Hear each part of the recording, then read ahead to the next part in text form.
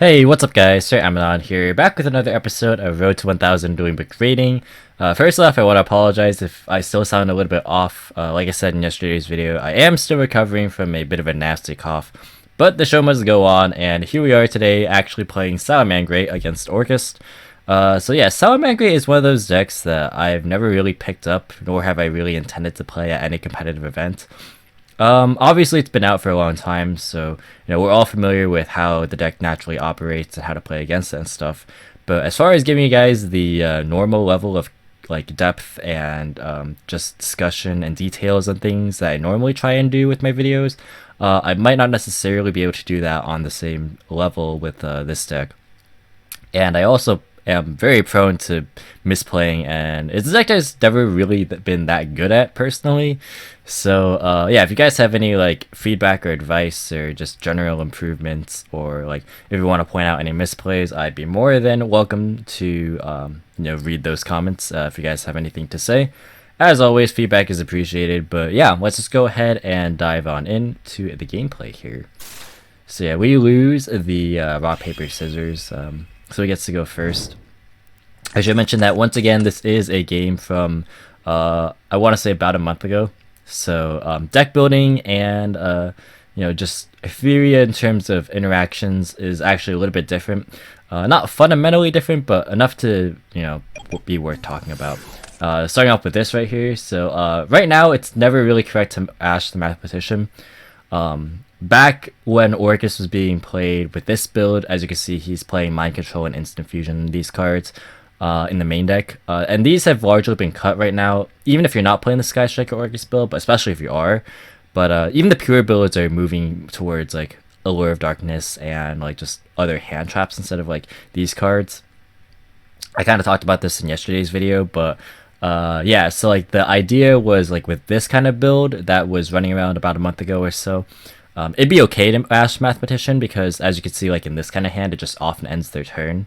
But nowadays, with so much draw power and just ways to find Orcust pieces beyond the normal summon, it's really not a good idea to use your interruptions on it because oftentimes, like, it'll now just be the bait, right? Like, if you Ash the Mathematician, they could like use Allure of Darkness or Return or some other means to try and find their way into the Orcust combo anyways.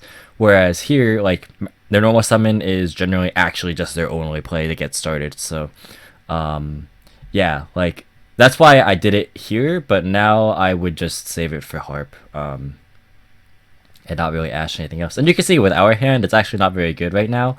We hard draw Sanctuary, which is always unfortunate. And the best we could do really with this is to try and make Dweller and like set him for a turn. But as you can see, he does actually just have to set Impermanence and pass. We do pick up a Circle, which is pretty good, but he is actually going to drop the Ash on it when he would try and use it, excuse me. And that definitely sucks, because now that means that we aren't able to really pop off. But like I said, the worst we can do is try and make a Dweller and stun him for a turn. So we relink the Balinks because we hard draw the Sanctuary. I use Will to go ahead and summon the Falco, and then we're gonna use the Jaguar to recycle the Balinks. So yeah, like a line of play you can maybe argue to make is to try and go like Sunlight Wolf, like instead of like relinking the Balinks, maybe you could say, oh, you should use the Wolf, or sorry, the Will to summon the Falco, and then like set a Circle or something like that. And like try and play next turn, or like go into Sunlight Wolf. But my thought process is like, if I make Dweller, I can like detach the Falco and then set Circle on his turn anyways. So I could just play that way. So that's the line that I end up going with. And like the idea behind making Dweller here is to try and just hopefully stop his next turn and like survive, so that I can play during my turn. So use the Dweller here just to like stop the Mathematician. But he actually imperms that, so he really wants to draw, which I'm okay with because he's exchanging the impermanence for like a draw. So it's like basically fine. Like I'm not expecting this drawer to live anyways, so it's alright. We just go ahead and attack for meaningless damage, and then we pass. So he actually does draw his way into a Harp, which he would have drawn for turn anyway, even if he didn't imperm it.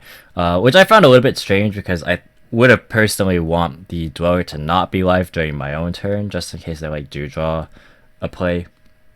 Like again, like getting the match draw is like nice, but like if you can't play during your turn, then it's kind of rough anyway.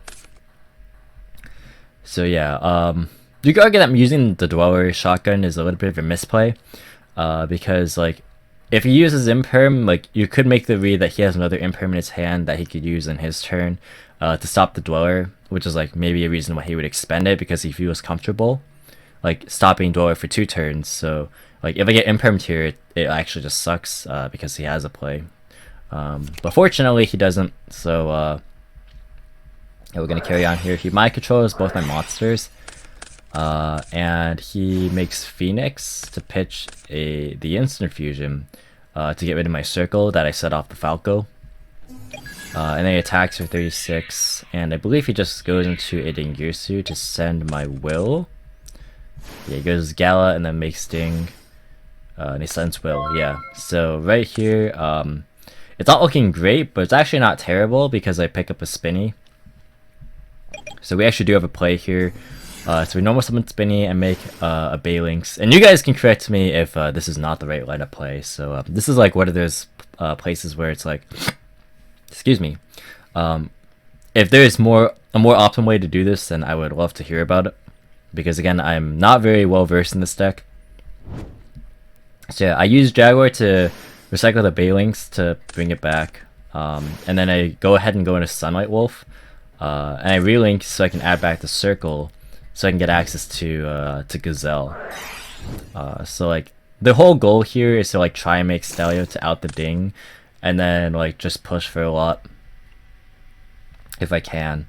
So yeah, I go ahead and summon the Spinny to the zone. Sunlight Wolf points to. I don't believe I add anything back here, which maybe is a misplay because I already relinked, and I need a way to trigger Gazelle, right? So like I'm gonna have to link away this wolf.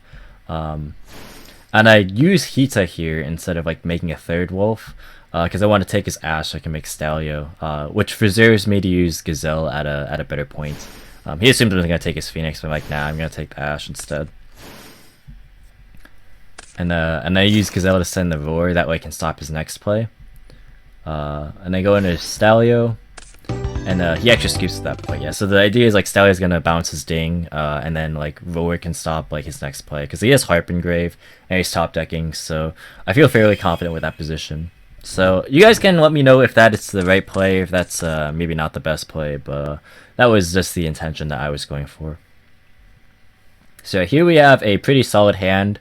But yeah, this is where my inexperience with Salamangreat comes in, and it's as far as like navigating boards, going second. So yeah, you guys can definitely let me know where I misplay. I'm going to obviously provide my own input as to where I think I go wrong, because I do end up losing this match, not just this game, but I lose game 3 as well.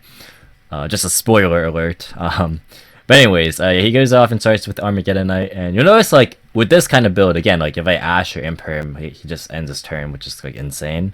Like these old builds really just played so many like non-engine cards, but like they hinged a lot on the normal summons, so you can see like the difference in the evolution in builds. Like yeah, of course the metagame's been kind of the same for a while now as far as like which decks are being played, but as far as the deck breakdown and like how people are approaching the builds, that changes actually quite drastically over the course of I would say the past couple of months here, ever since the October ban list.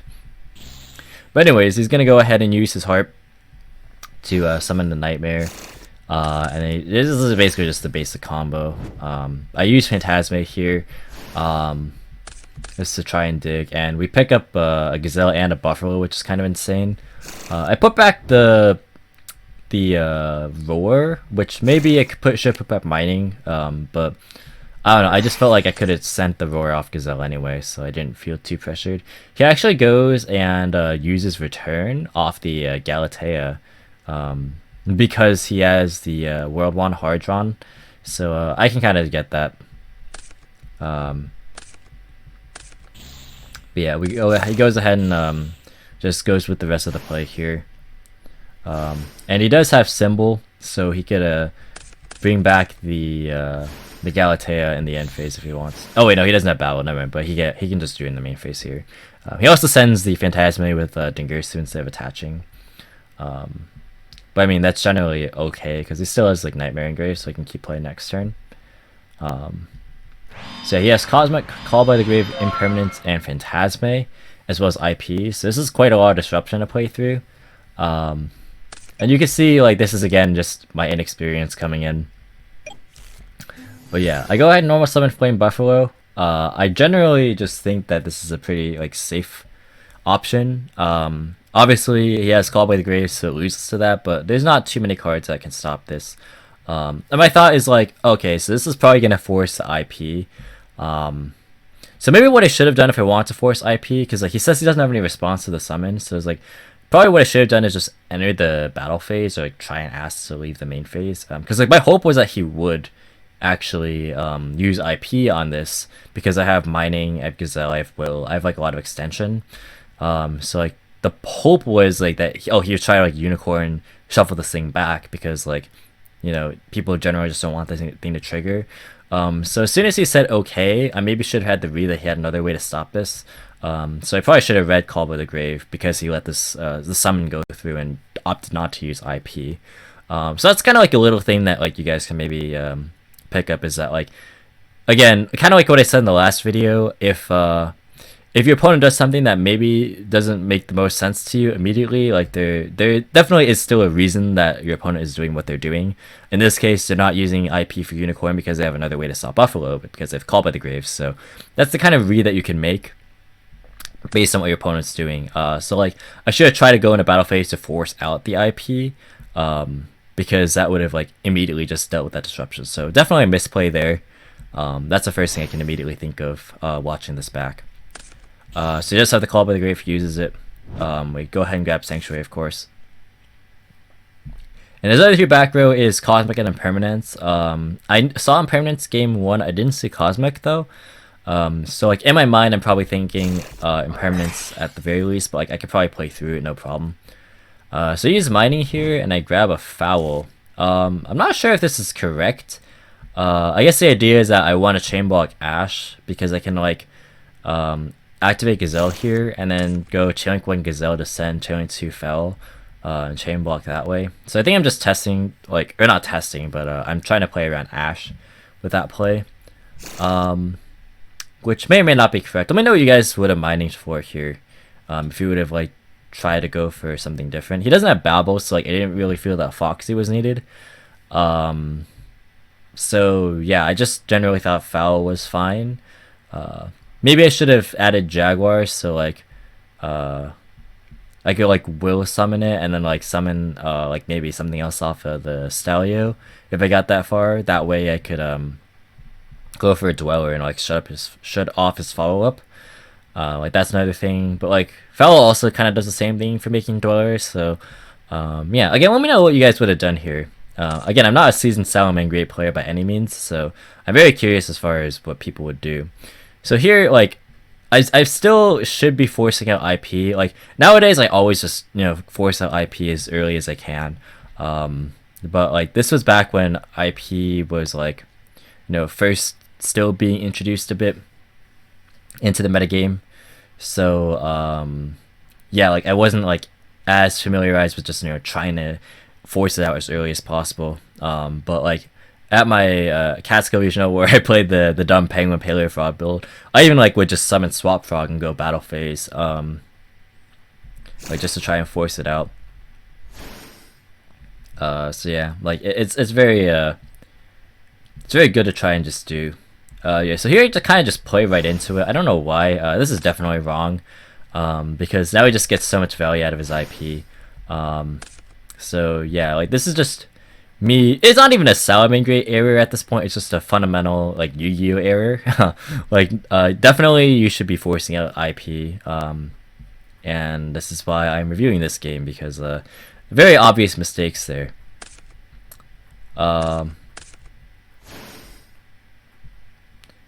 Wait, why did my Spinny go to grave there? I'm not sure why Spinny went to grave. Anyways, I go into Wolf. And I like trying to read chat and like see why I discarded the Spinny. I don't know why I did that. Anyways, yeah, he Phantasmes me, and he like I relink into Wolf. Yeah, I think my goal is to try and use Will's second effect to bring back 2 level 3s, and then make Stalio again. I add back the Roar, and then yeah, he cosmics the Will. So at this point, I'm pretty much out of gas because I committed way too hard into IP when I could have like forced things out a lot more smartly. So that game I definitely could have actually won, even through the 5 interruptions. I actually could have probably played through it because that hand was insane. It was very, very good. So yeah, this hand is also pretty good. I mining pitch the Archiver, and then yeah, Gazelle, and I go into I'm trying to think like what I actually do here, because I could make Dweller, but I remember not doing it, so I'm trying to think of like what I actually do instead. Alright, so I send Roar off of the Gazelle, and I go Stalio. I summon Foxy. Okay, that's probably not right. Yeah, probably should summon, even though I already drew Falco, I could summon Foul because I'm playing it. So I can summon Foul here, use the Balinks and the Stalio to make Wolf, and then I go like Jaguar, like relink the Wolf, Jaguar, recycle the first Wolf, and then add back Gazelle, and then make Dweller. Don't know why I didn't do that. Yeah, so like even though I still don't really know how to play Salamangreat as well, like this is just bad. This is just really, really not good. Yeah, so apologize for all the misplays, but you know, it's part of the series. Even though I'm not showcasing every game, I'm showcasing the more competitive ones. So I'm not afraid to showcase my misplays, even though it is kind of embarrassing. Like this is just bad gameplay, but hopefully you guys can appreciate at least the fact that, you know, there is still a takeaway here as far as, you know, learning from misplays. And you can see I don't have really that many hand traps in my hand. I just have Lancia. I guess maybe my thought was like, oh, I don't need Dweller and Lancia, but like I could just Dweller him and then save the Lancia for a later turn, and that would be good enough. So yeah, he uses Cosmic and I chain Lancia to it, but he has a second Cosmic anyway, so I'm like, ah, that sucks. So even though he shut off the Orcust stuff, he actually has Mind Control, and he has Insta Fusion, so he can Insta Fusion clear my Stalio, and then he can make Boros Sword with the Wolf, the Knight, and the Restrict, and then Boros Sword plus Phantasmeo against the open board just game. So I instantly just lost on the spot there. So I don't actually know if making Dweller would have made a big difference, because he had the Mind Control and the Insta Fusion, and I just didn't have a way to play through all of his stuff. So like even with like what I consider to be not the right play as far as not making Dweller, I just didn't have the defense, because he literally had double Cosmic, Mind Control, and Instant Fusion. I did use a Balinks and a Wolf to make a second Wolf, but then again, like it didn't have a Balinks engrave at that point, so you know, maybe that was fine there that I did that. Like either way, I think I was screwed. Just like the way that I had my hand set up. So if there is a way I could have played out of that game 3, definitely let me know. But his hand was pretty good. Like it was equipped to deal with the Lancia, and even if I made Dweller, same thing basically. Like he had a way to just make the like the Boros Sword play because he just could force my Roar, no problem. But yeah, that's gonna do it for this video. Again, I'm not very good at this deck, and I don't claim to be, so if you have any like specific, you know, points where I could have played better, definitely let me know, because we're always looking to improve, no matter what level of skill we are at. And yeah, that's kind of like the reason why I'm making this series anyways. Like I really enjoy scrutinizing my own gameplay and analyzing it razor thin, and I can't really do that as well with the deck that I'm not as familiar with, so I am looking for you guys to do that for me if you are able to. But anyways, that's gonna do it for this video. Thank you guys so much for watching. Hope you guys did enjoy. If you did, be sure to leave a like as well as any thoughts or feedback down in the comment section below. Feel free to subscribe for any for additional competitive Yu-Gi-Oh content. If you want to, you can follow me on Discord, Twitter, or Twitch. All 3 links in the description as always.